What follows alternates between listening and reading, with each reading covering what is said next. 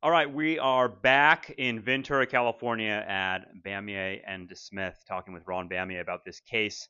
Jacob Caliboso, what are the updates and highlights of the last couple days, Ron? It's been a couple days since we checked in. How's things going? I know the prosecution has rested, so what were their big moments and moments that you're going to try to capitalize on? Well, I don't know about capitalizing. Today, they finished up with Officer Wallbacher, who I've known for years, who's a CHP investigator who discovered the numerous videos on Snapchat of Jacob ingesting all kinds of prescribed narcotics that weren't prescribed to him, obviously, smoking marijuana, taking large, copious amounts of pills. All that evidence came in today. And then they also described through a system on his car called the infotainment system. Mm. They described his whereabouts at certain times where he was obviously, there's videos of him taking a large amount of, let's say, Xanax and then driving for like 10 miles or 20 miles after that. And it was repeated over and over again at nauseum. Started yesterday, finished up today. Yeah. They also had two other witnesses. One was a guy who was at the scene when after the accident he pulled up. He was a really good Samaritan. He pulled traffic over, tried to help people, and he claimed Jacob came up to him and was emotionless, and that Jacob tried to get in his car and start it up again. And we know that's not true because the data from the infotainment system that they used to incriminate Jacob also established that the car was never started again after the accident. Mm. And so that came out too. Whether the jury got that or not, we'll explain it to them in closing. Witnesses in my experience will do that. They'll be really good people. They'll want to hold somebody responsible for the horrendous actions that just occurred, and oftentimes they exaggerate things they saw or heard to implicate somebody because they feel like that's a good deed they can do, to help put this guy away. So you think it's a little bit of like exaggeration on the part of the witness? Yeah, I think he's a really good man. I think he cares, but I don't. I know that car didn't start up again because the evidence that we're all relying on says it didn't. Matter of fact, we stipulated that the evidence is all from the car is accurate. So we've agreed that's accurate. So the only person who could be inaccurate is the witness who said that he saw him start the car up again. You've said many times that this case revolves around ideas of malice, intent, knowledge. So the testimony of the defendant, Jacob, is really important. And I know that tomorrow you're going to start your case, the prosecution is rested, and you're going to call Jacob. That seems like a really intense moment for a young man at, what, 24 years old? He's 24 now. 24 now, to be sort of fighting for his life up there. What do you see your role as a defense attorney in preparing him for that moment? Well, what I've learned through the years is that you can't rehearse it because then it becomes rehearsed. Like today, he was asking if you should look at the jury, and I said, "Buddy, I know you've seen all these cops do it and these experts do it, but they are trained to testify. You're not. If you try to do something like that, it's going to look like shit, and people are going to see through it." I said, "My advice to all witnesses: listen closely to the questions, try to answer the question. Uh, if the questioner is going fast, you go slower, and most importantly, which is key for any defendant, is be humble.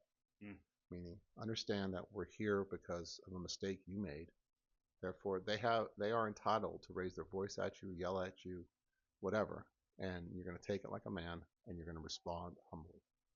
And if you can be humble and you can answer the questions in a way that are truthful, the jury accepts as truthful, then they'll accept his testimony. Whether they'll quit him on that or not, I don't know. I do know if they don't like him, or if he's not honest, or he gets caught up in some misstatement of fact, he's screwed. It's over. Yeah, and that goes back to the Snapchat videos a little bit, because in terms of thinking about humility and the humility of this defendant, those Snapchat videos show him sort of in the midst of what looks like, intense drug use, drug addiction, but also sort of a bravado about it. He's flipping the camera off and he's sort of like laughing about a lot of it. It seems like humility is going to be really important to establish with the jury. Yeah, and I think one of the things I've come to learn is the Jacob Caliboso in those videos is not the Jacob Caliboso 4 years later. I mean, he's matured. He is very acceptant of his responsibility of what he did. He looks at those videos and is embarrassed by them, which is the right reaction. They are embarrassing videos, and so there's hope there. I mean, I don't think we'll see the person in the videos tomorrow testifying. I mean, I'm pretty confident of that. Yeah. I mean, but my preference always is never to have my client testify, because when your client testifies, the case is no longer about whether the people proved it. It's about whether the defendant was telling the truth. Yeah. And that changes the dynamics of all cases. And so it's rare when I put my clients on the stand like this. Well, that's why we wanted to follow this case, because you're in part hanging your whole strategy around the defendant himself sort of testifying. Who else or what else will you be presenting to the jury besides Jacob's testimony? Well, I thought I was going to present his sister, but then I found out today that his sister deleted some social media apps or social media accounts of Jacob's, which, if the DA knows that, which I'm assuming they know and they haven't told me, would be destruction of evidence. And I can't have somebody testify on my client's behalf who may have committed a felony, and I can't walk her into such a thing. So I'll have a phone call with her tonight if that's the case, and at this point I'm pretty confident it is. I will. So yeah, who else is testifying? Dr. Rodriguez will testify tomorrow also. He'll testify at 1:30. He'll testify. He diagnosed Jacob with depression, and he diagnosed him with drug dependency. He'll testify that those two conditions would cause someone to lack cognitive functioning. He'll explain what that is. Or his cognitive function would be impaired, is the way you say it. He'll testify that addiction to CNS depressants would also affect the executive functioning of your brain, meaning that your decision-making processes would be failing you. You would not make good decisions. And you suffer from mania, meaning that you have this inflated opinion of what you can do or can't do. Interesting. All are relevant to Jacob's knowledge in terms of understanding what could happen to him or to others driving the car intoxicated. Yeah. And so, I mean, one of the key pieces of evidence that Jacob will talk about is like, I can tell you, he said to me the other day, he goes, why you know I did not intend to hurt anybody? I said, no, explain. He goes, I drove high with my family in the car all the time. I go, if I thought I could kill somebody, I love those people. I would never do anything to hurt them. Right. I really thought I drove just fine high. It's scary. Well, the Snapchat videos tell a certain story, but I wonder what story the jury will get from them, because part of my feeling while watching video after video this morning of Jacob putting a ton of pills into his mouth and flipping the camera off and having a sort of bravado about it. In part, I was sort of looking at the layers of like this personality and thinking this is a person who's in the midst of an intense drug addiction. And that's sort of a cover for who that person really is. Like, this is a broken person, and I think if you can show the jury that sort of underneath person, you might have a chance to get at that personality. We'll see. There's a lot to be angry about the jury. Yeah. I mean, he took the day this happened, he took 52 Xanax tablets, which the recommended dosage is like 3 during the course of a day. Yeah. He took 52 all at once, and he was bragging about it. Right? Like, look at me. He then got into a car. He probably smoked weed that day also. Then he got into a car and he drove. And a little girl died because of him being high. Yeah. The jury's entitled to be angry at Jacob. Yeah. I just hope they understand angry and convicting him of an overcharged case is two different things. And, this case should be a gross vehicular manslaughter case.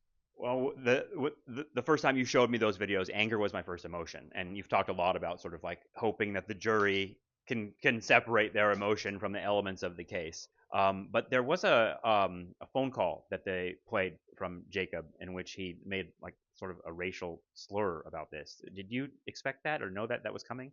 Well, can you tell me what exactly happened? Because I heard about this, but I wasn't there when it happened. Well, the racial slurs he made most of them were kept out, except he calls his friend the N-word. And him and his friends refer to each other in the N-word type word, like they're hip hop guys. But right. It's what idiots do who don't have great vocabularies, and they're trying to emulate people they admire, which are these hip hop guys. And so they use the N word with each other. It's inappropriate.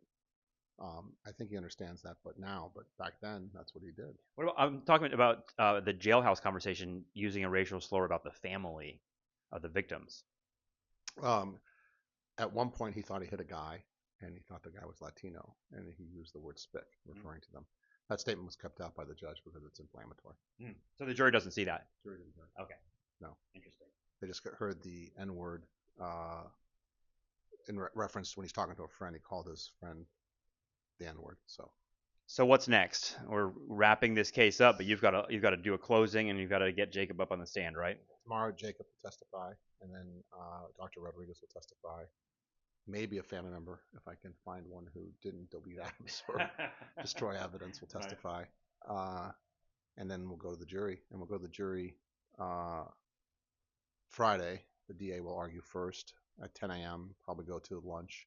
I'll get him after lunch at 1:30, and I'll probably go till probably 3:34, and then she'll get to close the last half hour and rebut me. All right, stay tuned for more. Thank you, Ron. Okay, thank you.